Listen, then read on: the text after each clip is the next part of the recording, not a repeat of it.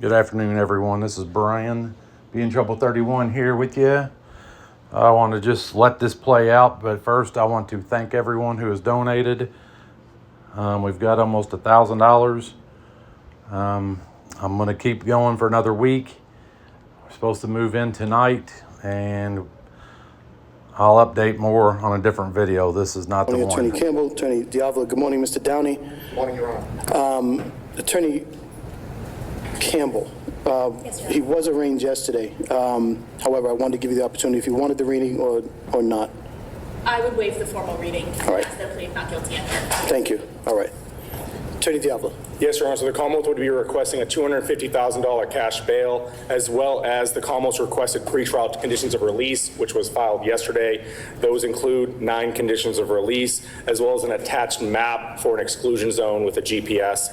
The Commonwealth believes that a $250,000 cash bail is necessary here to ensure the defendant's return to court. I would point out first the defendant's resources. I believe through the public records database, he made up close to $280,000 last year. The other thing I would like to point out to Your Honor is he is facing 4 charges right now that contain 10-year mandatory minimum state prison sentences.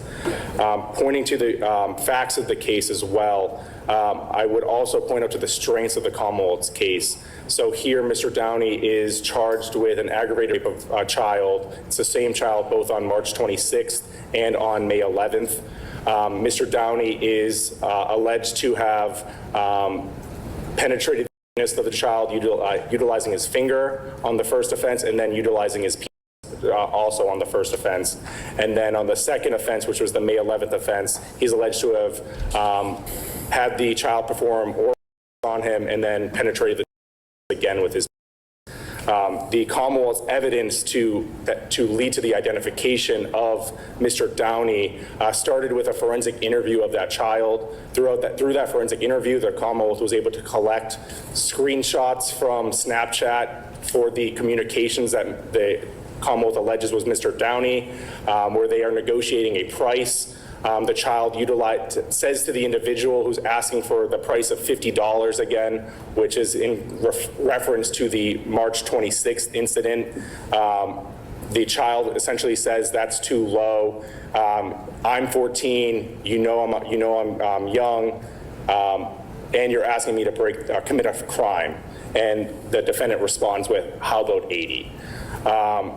The process of the identification, as well as the juvenile, also provided us with a partial plate of the vehicle, a description of the suspect, and a description of the vehicle that was utilized. We also had text message communications with the juvenile's friend, who he was having a sleepover with that night, that provided us a very detailed window of when he was picked up by the defendant and when he was dropped off by the defendant.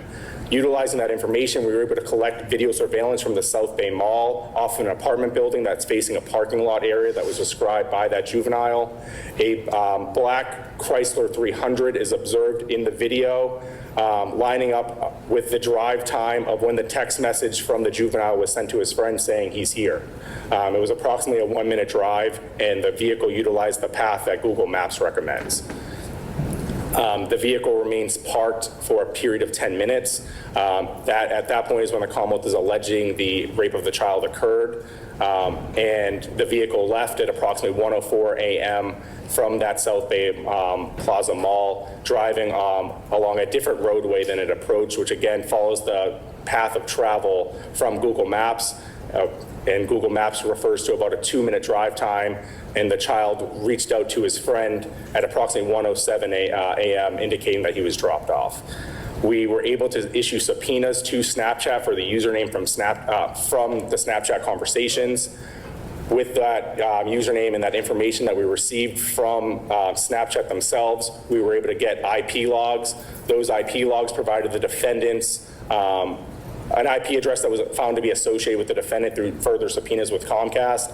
There were also IP logs from Snapchat that show a static IP address from the city of Boston. Further into the investigation, once we learned the defendant's identity from that, We did a cursory look of the address of the defendant's house, and in front of his house, parked perpendicular to the house, is a Chrysler 300 vehicle that's black and has black tinted windows, which matches the description of the child. We initially did a partial plate query with no results. Once we learned that Mr. Downey was a member of the Boston Police Department and actively working at Boston Police Headquarters, the Massachusetts State Police went and did a canvass of the area of the different parking areas for Boston Police HQ, found a vehicle matching the description that was missing the first digit and was 1 digit off on the plate from what the juvenile provided. That license plate came back again to Mr. Paul Downey with the same address that was used from the records that were received from Comcast. The same phone number that was on Snapchat was also associated with Comcast, and the phone that was recovered off of Mr. Downey also had that same phone number, the phone being what was recovered at the time of arrest. Lastly, as the last step, we did a photo array with the juvenile in question on Friday, and the juvenile initially made a positive ID with a 90% certainty of that identity. The positive ID was a licensed RMV photo of Paul Downey. So with the evidence that's pushed against Mr. Downey, understanding he has no record, he is facing severe penalties with 4 different counts that contain 10-year mandatory minimum sentences. The evidence that we have and the strengths of the Commonwealth's case, as well as his financial resources, the Commonwealth does suggest to this court that a $250,000 cash bail is necessary to ensure his return to court. And relating to the pretrial conditions of release, the Commonwealth would suggest those conditions of release are necessary to ensure the safety of the victim and any potential future victims. You said you passed those up already? Yes. Madam Clerk, do you have those? Madam Clerk? Do you have those conditions of release? Have you had a chance to look at the proposed conditions? Your Honor, for the record, there is no objection to the proposed conditions of release that the Commonwealth has requested. Okay.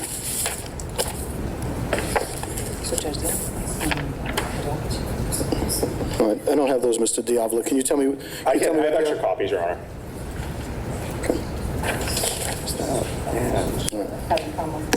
All right, thank you. I have them, Mr. Diavolo. All right, so,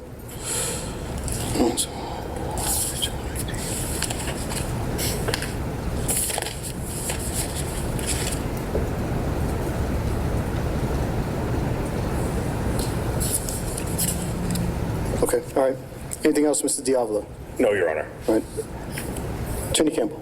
Thank you, Your Honor. Recognizing the severity of the allegations that are before the court today, and recognizing the Commonwealth's request, the primary purpose of bail is to ensure Mr. Downey's reappearance in court. And he has no record, there's no indication that he otherwise would not come to court. $250 is far outside of the realm of what he can post. What I would ask Your Honor to do is impose no more than a $40,000 cash bail, as that is the upper limit of what his family could post. I think with respect to Mr. Downey and his family, he does have some family in the audience today. He does live with his 25-year-old child full-time. He is a high school graduate. He's a military veteran of the Marine Corps. Obviously, as Your Honor knows, he was a member of the Boston Police for 30 plus years, obviously did at the academy as a result of that. He's been in Boston his entire life, has several cousins and other family members here. He is not a risk of flight. He has been, and all accounts suggest that he has been nothing but compliant and cordial with not only his arrest, but also today as he has been here. With respect to, obviously the allegations are serious. We are not making a probable cause objection at this time, but I would ask Your Honor to impose no more than a $40,000 cash bail, and as I stated, no objection to the proposed conditions of release that the Commonwealth is asking for. All right, thank you, Attorney Campbell. And are you entering your appearance for bail purposes only? For bail purposes only, please, Your Honor. Thank you.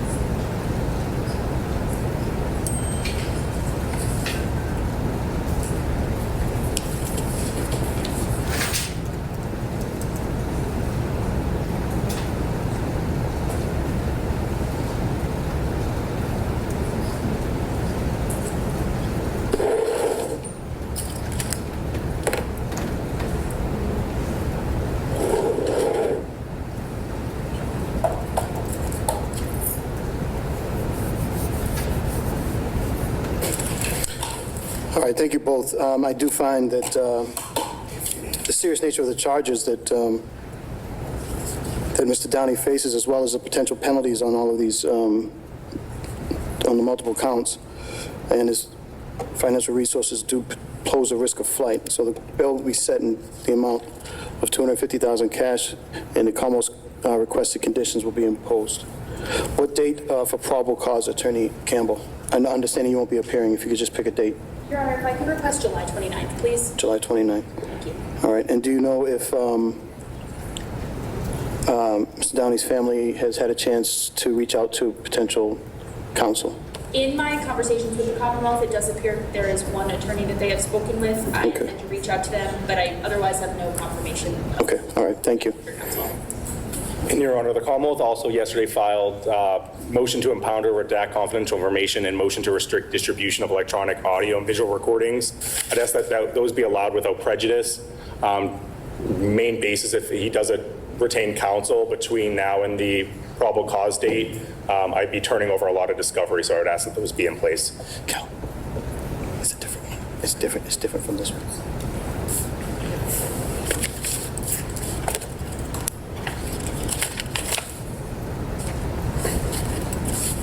Your Honor, to that end, I would just ask that it be without prejudice or no action taken on those motions until his attorney is appointed and retained. Okay.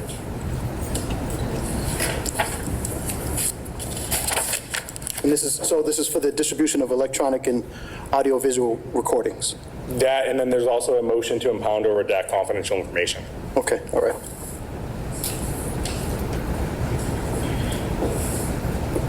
There's one more.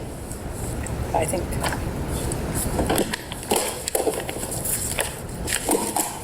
That's without prejudice.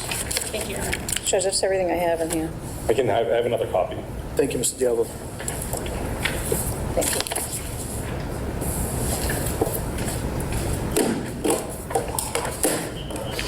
Okay, so Mr. Downey, you being held on $250,000 cash bail.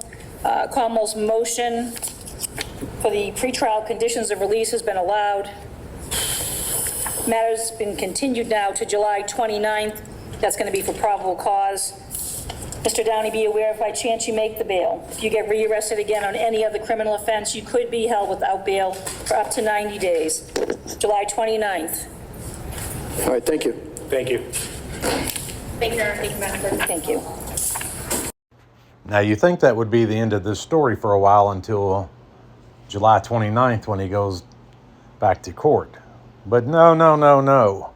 This is Massachusetts. And somehow, over the holiday weekend of 4th of July, I guess he found a judge that was willing to reduce his bond. And I'm sure he'll probably be out by the time you all watch this. And I'm just beyond disgusted. I don't know what to say. Continue watching for the outcome. Now, just today, they lowered his bail from $250,000 to $50,000, which probably isn't even full cash, so he can probably 10%, which is $5,000. What is going on with this system in Massachusetts?